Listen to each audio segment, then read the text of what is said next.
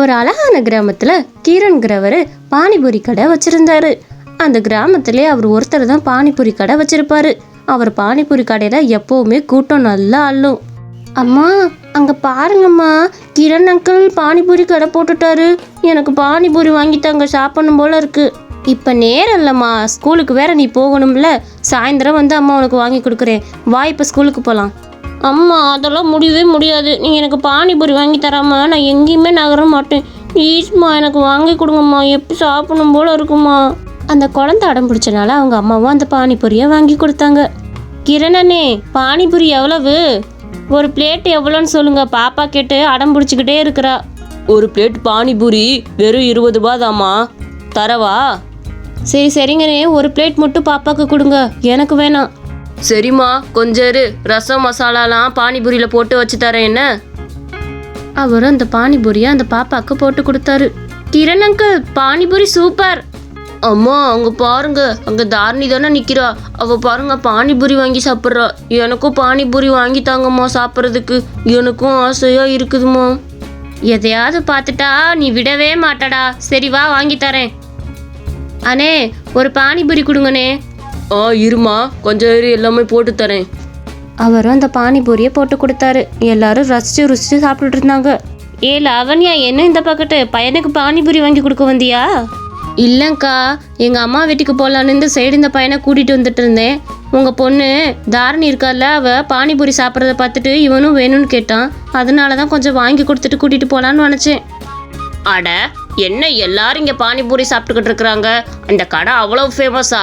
பேசாட்டு நம்மளும் போய் ஒரு பிளேட்டு வாங்கி சாப்பிட்டு பார்ப்போம், டேஸ்ட் எப்படி இருக்குன்னு.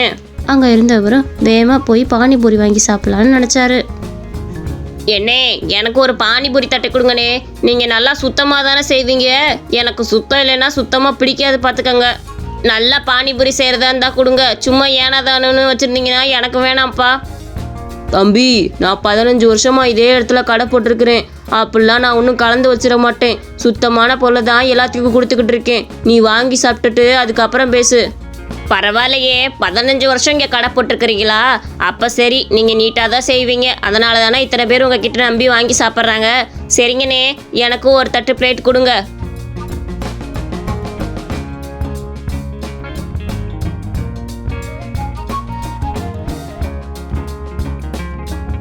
அவர் பானிபூரியை வாங்கி சாப்பிட்டு பார்த்துட்டு இருந்தாரு. எல்லாருமே பானிபூரியை சாப்பிட்டுட்டு அந்த இடத்த விட்டு கிளம்பவும் ஆரம்பிச்சாங்க. அவர் மட்டும் ரொம்ப நேரம் நின்று சாப்பிட்டுட்டு இருந்தாரு. என்னே, உங்கள் பானிபூரி உண்மையிலே அருமையாக இருந்ததுனே. பரவாயில்ல, நான் கூட என்னமோன்னு நினச்சேன். ஆனால் நீங்கள் ரொம்ப அருமையாக இந்த பானிபூரியை செஞ்சு கொடுத்துருக்குறீங்க. சரிங்கண்ணே, நான் நாளைக்கும் வந்து நிச்சயம் சாப்பிடுவேன். நீங்கள் எனக்கு எடுத்து வச்சிடணும், புரியுதா? தீந்துருச்சுன்னு விட்டுறாதீங்க. எனக்கு எடுத்து வச்சுட்டு தான் மற்றவங்களுக்கே கொடுக்கணும். அவரும் அந்த பானிபூரியை சாப்பிட்டுட்டு அந்த இடத்த விட்டு கிளம்பினாரு. இன்னைக்கு கொண்டு வந்த எல்லா பானிபூரியுமே காலி. சூப்பர், இப்படி தான் வியாபாரம்னா இருக்கணும். சும்மா கொண்டு வந்துட்டு அப்படியே போய்கிட்டு இப்படி இருக்கணும் வியாபாரம்னா. அவரும் தன்னை பெருமையாக நினச்சிட்டு வீட்டுக்கும் போனார். அடுத்த நாள் வழக்கம் போல் காலையில் எந்திரிச்சதுமே மார்க்கெட்டுக்கு கிளம்புனாரு. போகிற வழியிலே நேற்று பானிபூரி சாப்பிட்டவரை அவர் கண்ணில் பார்த்தாரு. அவரும் ஏதோ சொல்லணும்னு வேக வேகமாக வந்தார். என்னங்கண்ணே, இந்த சைடு போய்கிட்டு இருக்கீங்க? என்ன விஷயம்? ஏதாவது தேவையா? வேணா சொல்லுங்க, நான் வேணா உங்களுக்கு வாங்கிட்டு வந்து கொடுக்குறேன். எது வேணுமா?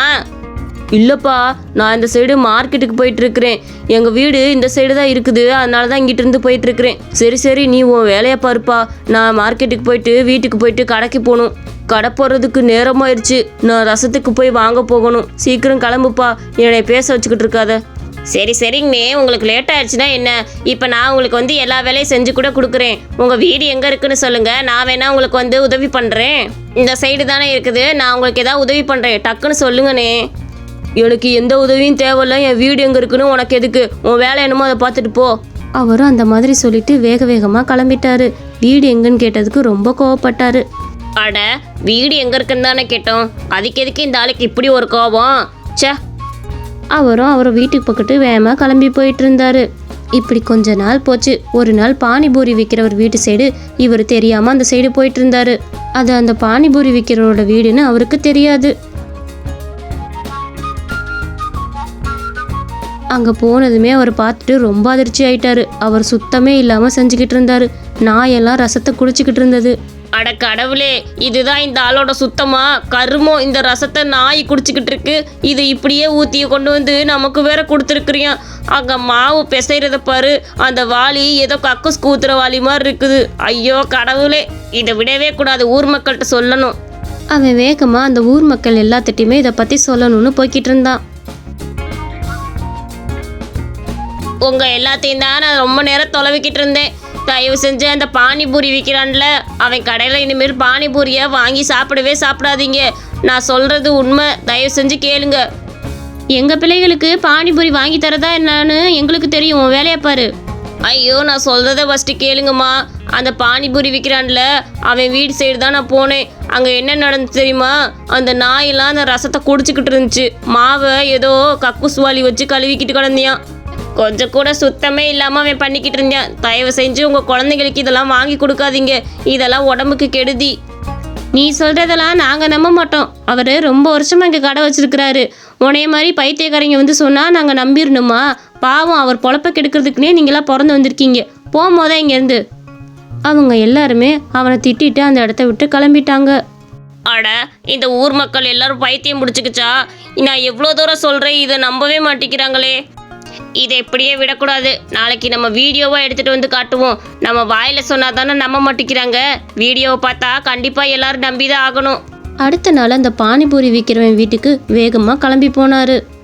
இவனெல்லாம் சும்மா விட மாட்டேன். வீடியோ எடுத்து காட்டினாதான் இந்த ஊர் மக்களுக்கெல்லாம் புத்தி வரும்.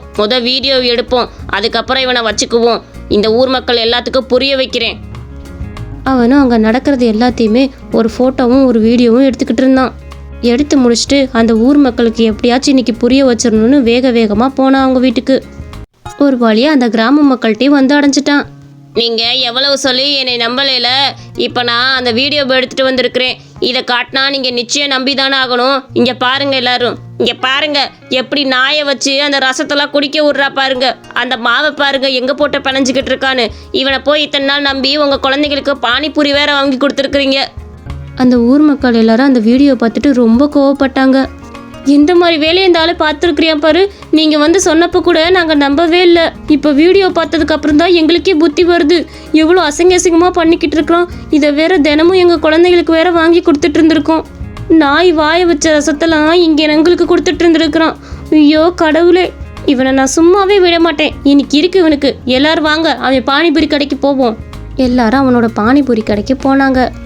அண்ணே, எங்களுக்கு ஒன்றே ஒன்று உங்ககிட்ட கேட்கணும். உங்கள் பானிபூரியை நீங்கள் எங்களுக்கு சாப்பிட்டு காட்டுறீங்களா? இப்போ எங்களுக்கு ஒரு பிளேட் மட்டும் சாப்பிட்டு காட்டுங்க கண்ணு முன்னாடி. ஏன்னா நீங்கள் சுத்தமானவர்னு நாங்கள் நிரூபிக்கணும் இல்லையா? அதனால நீங்கள் இப்போ இதை சாப்பிட்டு காட்டுங்க. அதெல்லாம் எதுக்குமா சாப்பிட்டுக்கிட்டு? நான் வீட்டில் செய்யும் போதே நிறையா எடுத்து சாப்பிடுவேன். இதை சாப்பிட்டு எனக்கு போர் அடிச்சிருச்சு. அதனால சாப்பிடவே பிடிக்காம போயிடுச்சு. எனக்கு எதுக்குமா இதெல்லாம் வேணாம். நீங்கள் எப்படி சாப்பிடுவீங்கன்னே? அதான் நாய் வாய் வச்ச ரசத்தெல்லாம் எங்களுக்கு கொண்டு வந்து ஊற்றிட்டு நீங்களாம் நல்லா ஃப்ரெஷ்ஷாக சாப்பிட்றாள்ல, அதனால நீங்கள் எப்படி சாப்பிடுவீங்க? ஏண்டா உனக்கெல்லாம் என்ன தைரியம்? இப்படி நாய் வாய் வச்ச ரசத்தையும் கீழே பிணைஞ்ச மாவையும் கொண்டு வந்து குழந்தைகளுக்கு கொடுத்துட்ருக்குற? இவர் மட்டும் வீடியோ எடுத்து காட்டலைன்னா காலம் முழுக்க நீங்களை இப்படியே தான் ஏமாத்திருப்ப. இந்த சுத்தமே இல்லாத சாப்பாடை சாப்பிட்டு நாங்களும் சீக்கிரமே செத்து போயிருக்குவோம். அக்கா, இவனை சும்மாவே விடக்கூடாதுக்கா. இவனை போலீஸ் வர சொல்லி முட்டிக்கு முட்டி தட்டி உள்ளே அனுப்பணும். அம்மா, தயவு செஞ்சு அப்படிலாம் நான் அனுப்பிடாதீங்கம்மா. நான் ஏதோ பொழப்பு தளப்புக்காக அப்படி பண்ணிக்கிட்டு இருக்கிறேன். இதுக்கு முன்னாடிலாம் உங்களுக்கு நான் சுத்தமாக தான் செஞ்சிட்டு இருந்தேன். இந்த ஒரு வாரமாக தான் அந்த மாதிரி சுத்தம் இல்லாமல் செய்ய ஆரம்பித்தேன். தயவு செஞ்சு அதற்கெல்லாம் மனசில் வச்சுட்டு என்னை எதுவும் உள்ளே தள்ளிடாதீங்கம்மா. இத்தனை நாள் நிச்சயம் நான் நல்லா தான் செஞ்சுக்கிட்டு இருந்தேன். ஏதோ புத்தி கெட்டு போய் அப்படி பண்ணிட்டேன், மன்னிச்சிருங்க. உனையெல்லாம் சும்மா விட்டா நீ ஆளுக எல்லாத்தையும் கொண்டுட்டு போனாலும் போயிடுவ. இவனை இப்போவே போலீஸில் தள்ளுவோம். இந்த கிராம மக்கள் எல்லாத்தையும் கூப்பிட்டுவாங்க. இவன் கடையை அடைச்சி நொறுக்கி இவனை போலீஸில் கொண்டு போய் விட்டுட்டு வருவோம். அந்த கிராம மக்கள் எல்லாருமே அவனோட கடையை அடிச்சு நொறுக்கி அவனை போலீஸில் கொண்டு போய் ஒப்படைச்சாங்க.